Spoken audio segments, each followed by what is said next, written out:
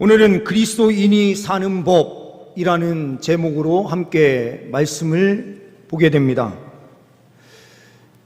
우리가 살아가는 법은 세상 사람들과 전혀 다릅니다. 우리는 어떠한 모습으로 살아가야 할까요?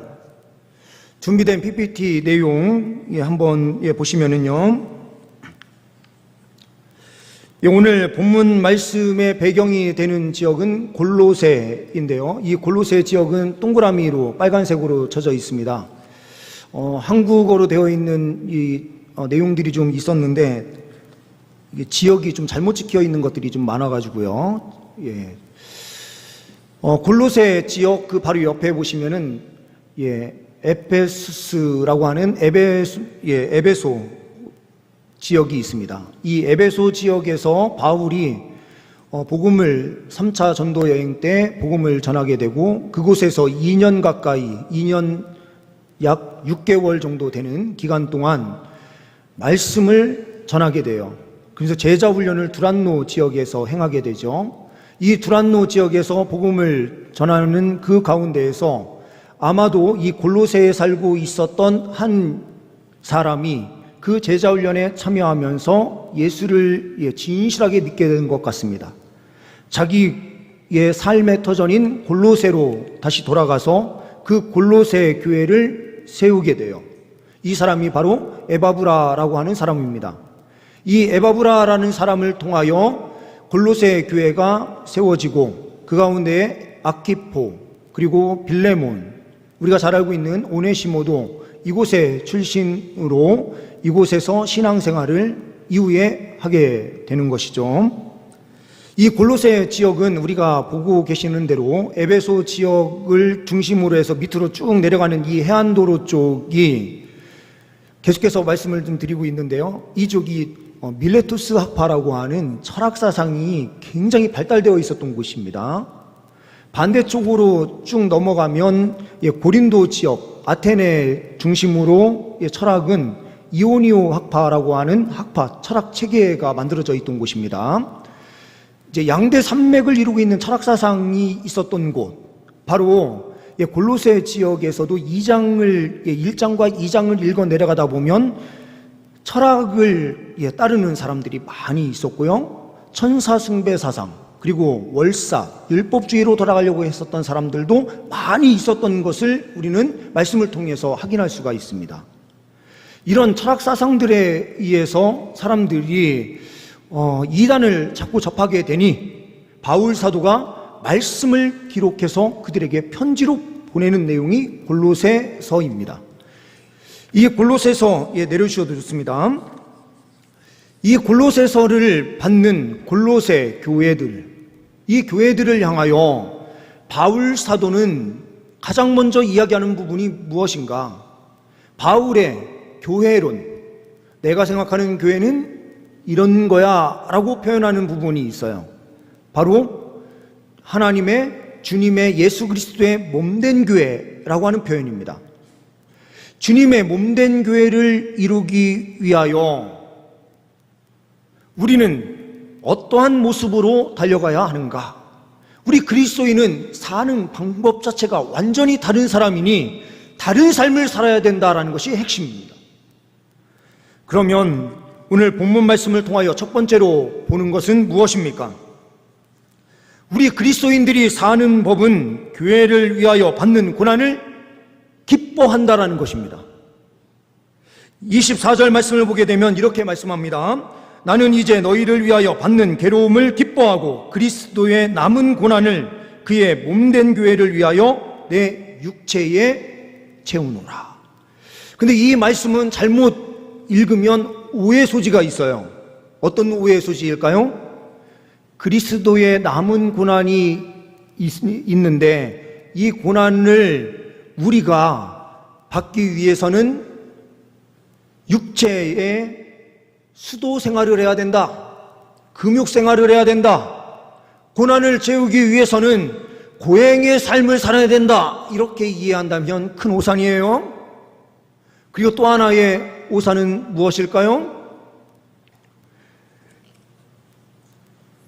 그의 몸된 교회를 위하여 내 육체에 채우노라 라고 하는 이 표현이 예수 그리스도의 십자가가 부족해서 우리가 더 그 고난을 보충해야 된다라고 이해하시면 안 됩니다.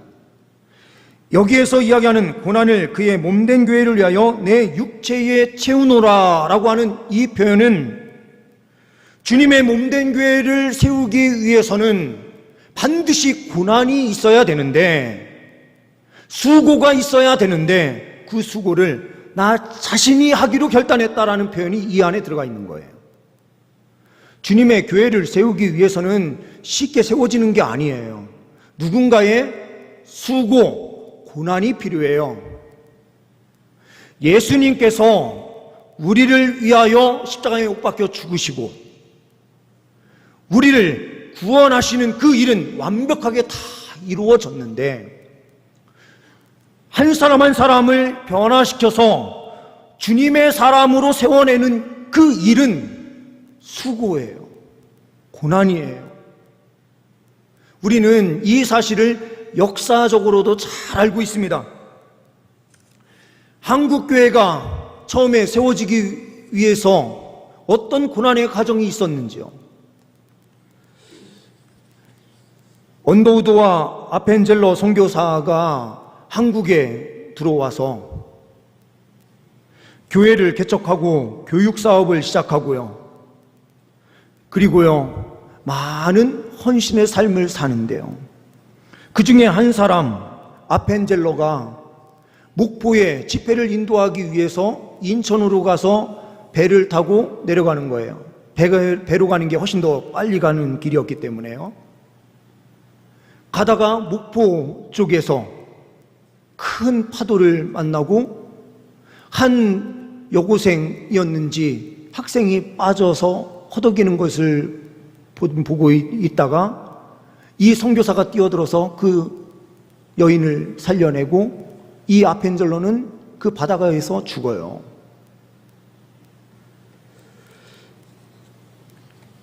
한국을 사랑한 24살에 결혼하지 않았던 한 젊은 여선교사가 있었습니다. 루비 캔드릭 선교사. 24살이면 대학을 갓 졸업한 사람일 건데요. 이 여인이 조선 땅에 1907년에 교사로 와서 학교를 세우고 아이들을 가르치는 거예요. 그런데 채 1년도 되지 않았어요. 갑자기 맹장이 터졌는데 한국에서 이 맹장 터진 거를 어떻게 치료할 수 있겠습니까? 그래서 급성으로 죽어요. 채 1년도 되지 않아서 25살, 25세의 젊은 나이에 이 젊은 여인의 죽음을 우리는 어떻게 평가할까요?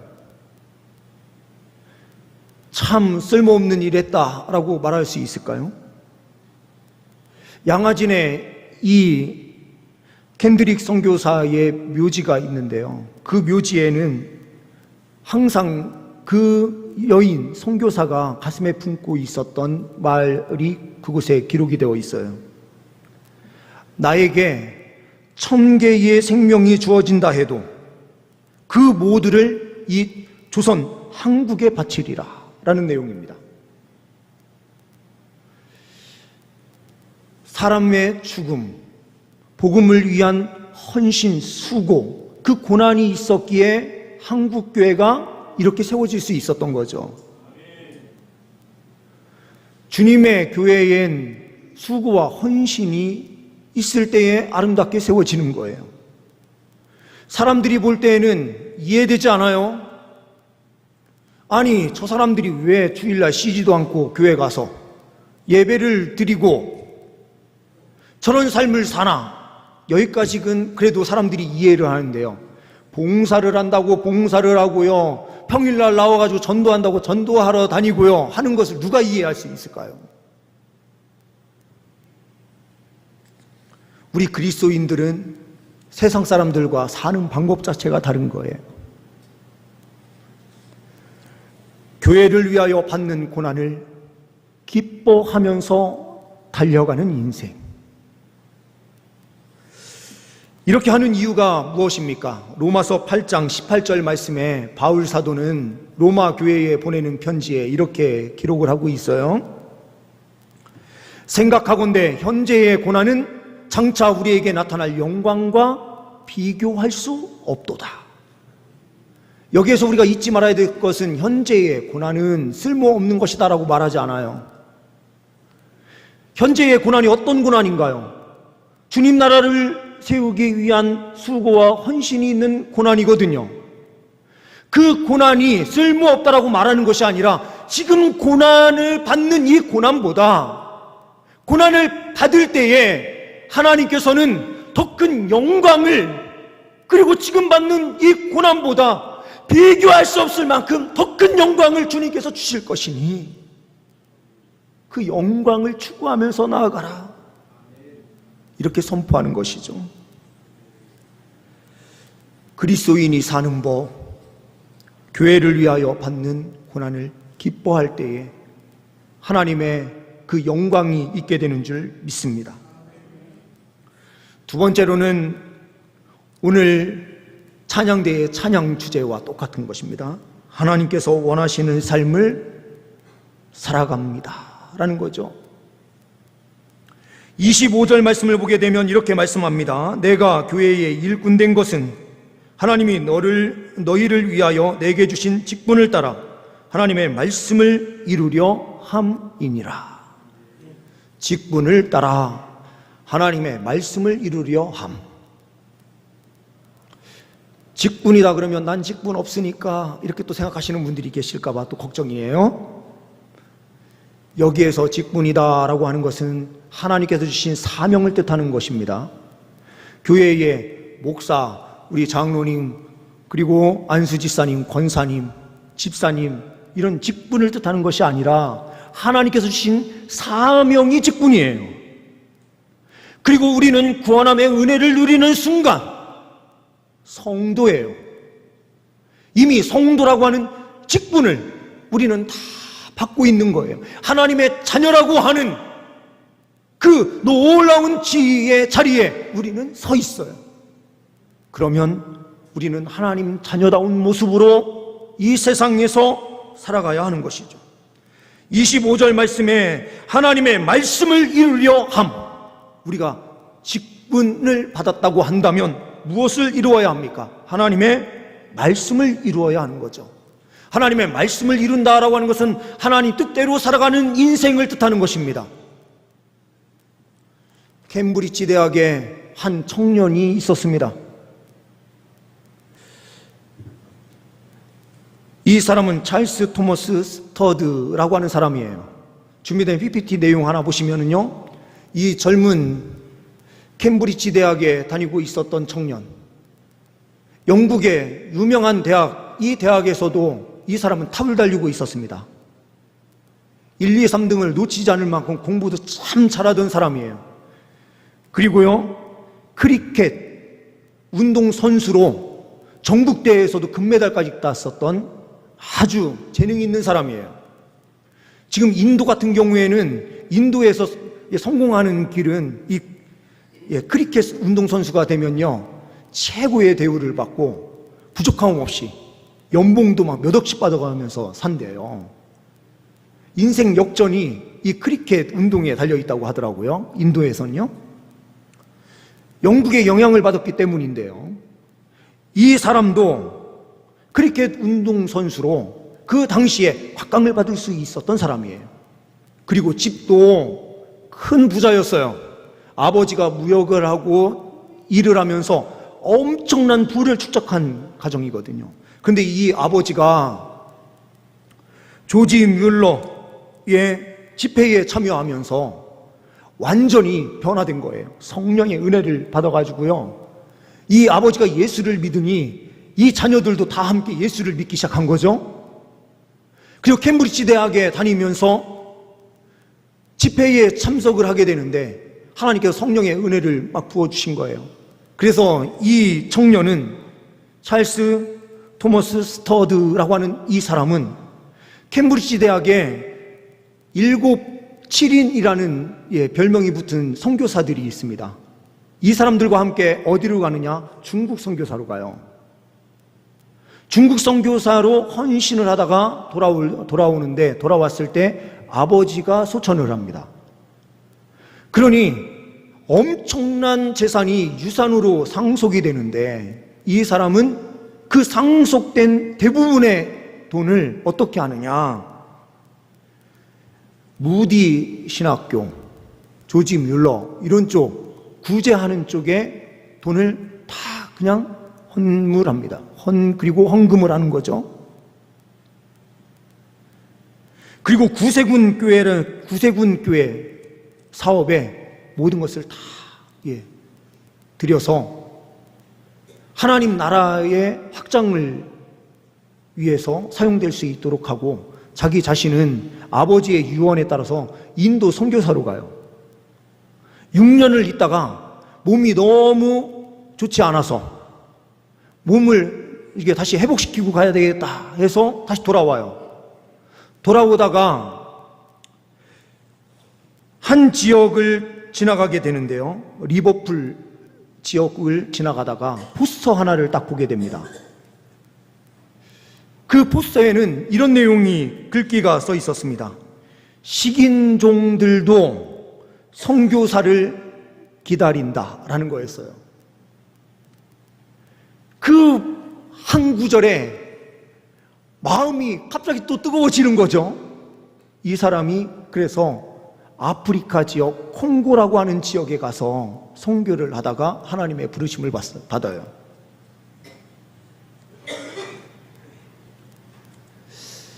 하나님의 말씀을 이루는 삶은 뭘까요?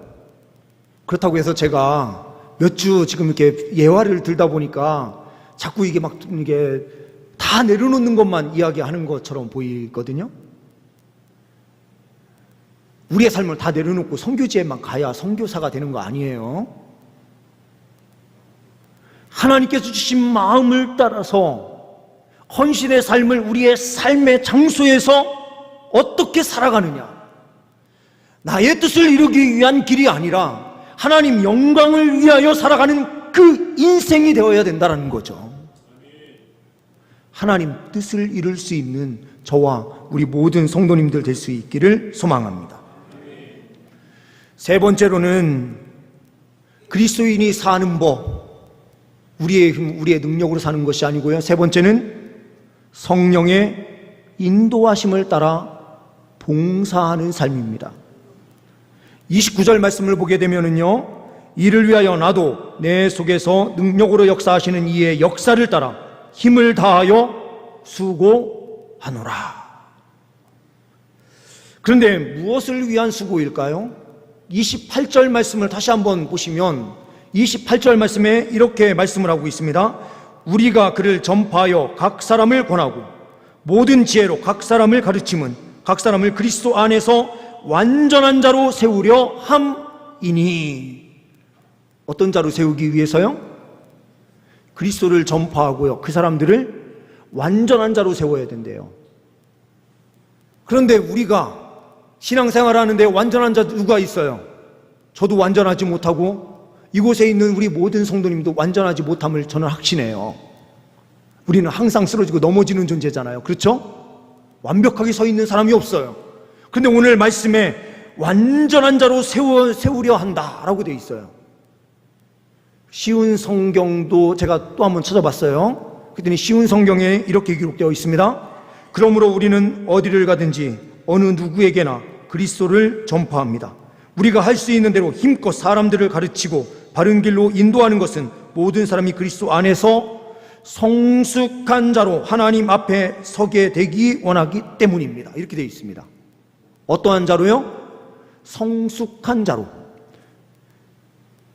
그래서 여러 번역본들을 다 찾아보고 성경의 NIV 성경과 ESV 성경, 영어 성경도 찾아보니까요, 이 번역이 우리나라 말처럼 완전한 자라고 표현된 것도 있고요, 성숙한 자라고 표현된 것도 있어요.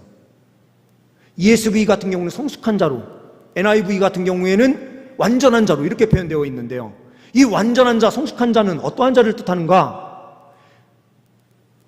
신약 성경에 예수님과 함께 다니고 있었을 때에 만났던 그 제자들을 제자다라고 표현하죠. 그런데 바울 서신서로 넘어오면서 이 제자라고 하는 표현이 거의 사용이 안 돼요.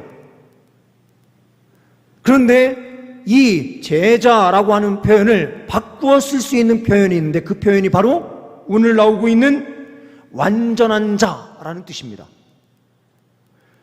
우리가 완전하기 때문에 완전한 자가 아니라 완전함을 추구하는 자, 우리가 완전한 자가 돼야 된다라고 하는 생각으로 완전한 자가 되기 위하여 힘쓰는 삶을 사는 자를 완전한 자로 세운다라는 뜻으로 기록되고 있어요. 성숙한 자는 어떠한 자이냐? 어린 아이들과 비교해서 어른은 성숙한 사람이잖아요. 그러니 어른다운 사람을 성숙하다라는 표현으로 헬라어에서 사용이 돼요. 그러니 우리가 하나님 앞에서 영적으로 어른다운 모습으로 세워지는 것, 이것이 완전한 자로 세워진다라는 뜻입니다. 바울 사도는 모든 그리스도인들을 이 완전한 자로 세워서 끊임없이 하나님 나라의 확장을 이루고 주님의 나라의 확장을 통하여 하나님께서 그렇게 꿈꾸시는 구원 역사를 이 땅에 펼치기를 소망했던 것입니다. 준비된 PPT 내용 하나 보시면요,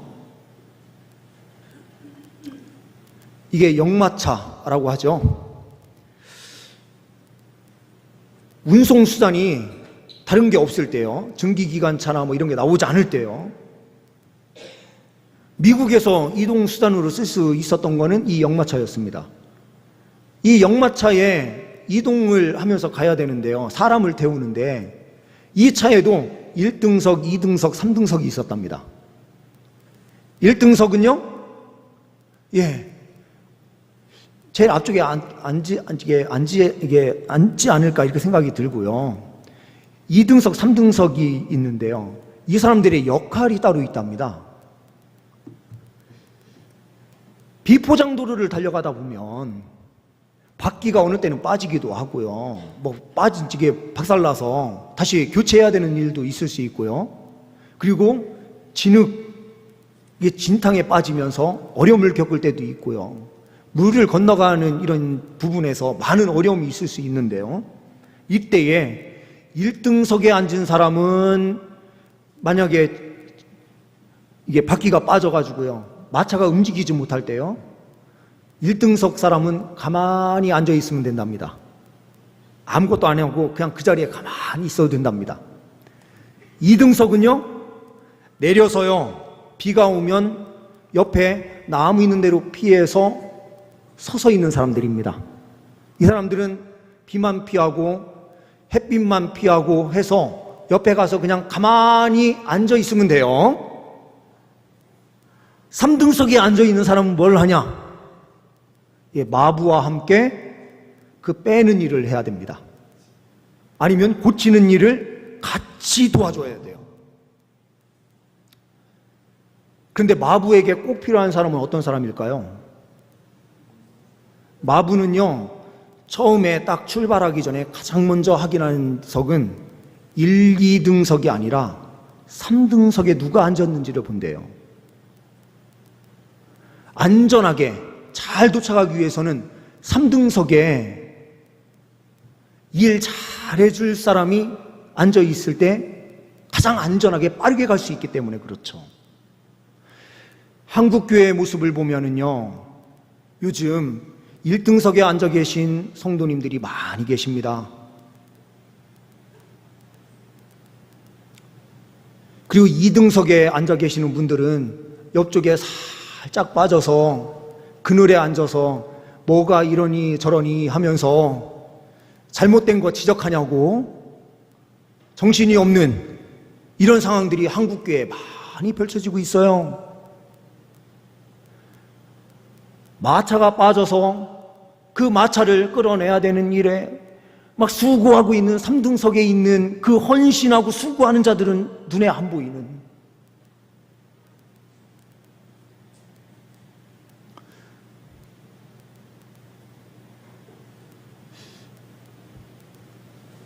그래도 우리 교회는 다른 교회보다 헌신하는 분들이 많다라고 전 자부해요.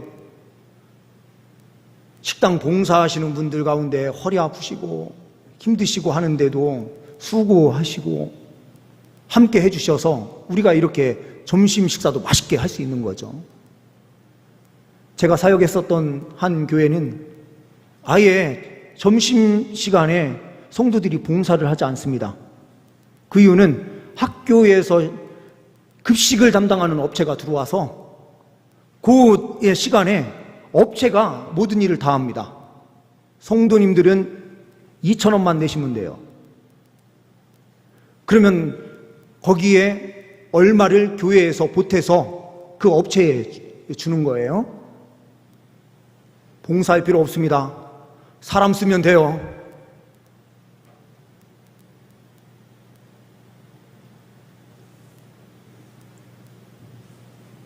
아니, 교회가요, 돈으로 못할 게 어디 있어요. 그렇죠?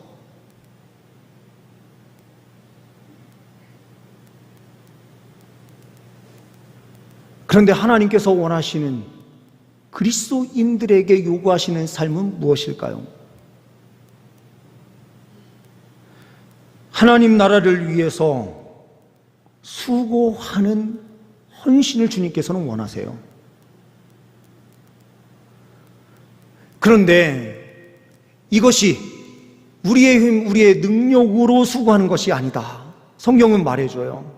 바울 사도도 자기가 그렇게 열심내어 선교하는데요, 뭐라고 표현하고 있죠?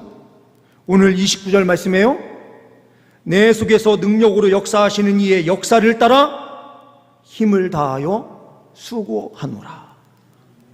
저도 하나님께 때로는 부정에게 투정을 부려요. 하나님, 저도 이 일 하기 싫어요.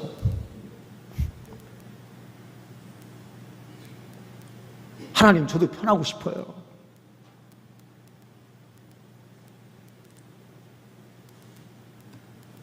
나의 힘, 나의 능력으로 하려고 그러면 아무것도 안 되는 것을 매 순간마다 체험해요.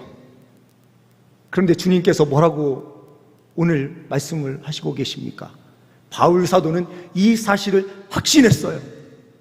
내 힘으로 사역하는 것이 아니라 내 속에 역사하시는 성령 하나님이 계시니 그 인도하심을 따라 봉사하면 우리는 지쳐 쓰러지지 않는다라는 거예요. 세상 사람들과 다른 가장 큰 은혜, 그것은 무엇입니까? 성령 하나님께서 하나님 사람들 가운데서 함께 역사해 주시기 때문이에요. 우리 교회가 이 성령의 인도하심을 따라 함께 봉사하고 수고하는 헌신이 있기를 소망합니다. 주님의 공동체가 아름다운 모습으로 아름답게 세워져 세상을 변화시켜내고 많은 영혼들을 주님의 완전한 자로, 제자로 세워낼 수 있는 공동체, 우리 동산교회가 될 수 있기를 소망합니다. 기도하십니다. 하나님 아버지, 감사합니다. 우리를 예수의 피로 구속하여 주시고 성령의 은혜로 함께하여 주셔서 성령의 인도하심을 따라 살게 하여 주시니 감사합니다. 세상 사람들과 다른 삶으로 나아갈 수 있는 우리 모두가 되게 하옵소서. 하나님 나라를 위하여 헌신하고자 하는 자들에게 주님께서 큰 영광으로 함께하여 주시는 줄 믿습니다. 사람 보지 않고 우리 주님만 바라보며 힘있게 달려갈 수 있는 능력의 백성들 되게 하옵소서. 우리 주 예수 그리스도의 이름으로 기도하옵나이다. 아멘.